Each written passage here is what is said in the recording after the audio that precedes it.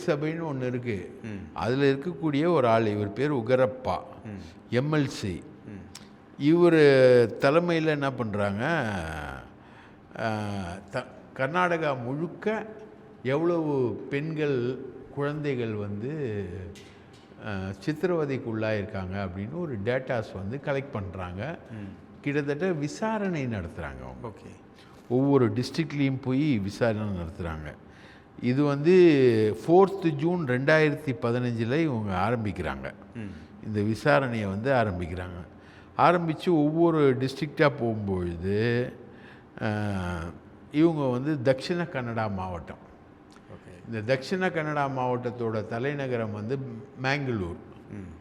இதோட எஸ்பியாக இருந்தவர் தான் நம்ம அண்ணாமலை. ஓ, அப்போவே இருந்திருக்காரு இன்வெஸ்டிகேஷன். அப்போவே இருந்திருக்காரு. அவர்கிட்ட பேட்டியத்தை அது சொல்கிறாருல்ல அவர். அதனால தான் இந்த இதை மறைக்கிறதுக்காக தான் அவர் வந்து அரசியலுக்கே வர்றாரு. ஓ, அங்கேருந்து தான் இவருக்கு பிஜேபி லிங்க் வருது. அது ஃபுல்லாக பிஜேபி பெல்ட் அது. ஓகே. அப்போ இந்த தர்மசாலாவுக்கு அண்ணாமலை வந்து சப்போர்ட் பண்ணியிருக்காரு.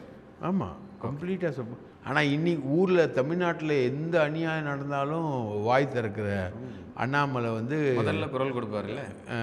கன்னட வீர புத்திரர் அவர் வந்து இதுக்கு இன்றைக்கி வரைக்கும் குரல் கொடுக்கவே இல்லை, இதை பற்றி பேசவும் இல்லை. ஏன்னா இவர் இதை தெரிஞ்சுக்கிட்டதுனால தான் இவர் அரசியலுக்கே வர்றாரு.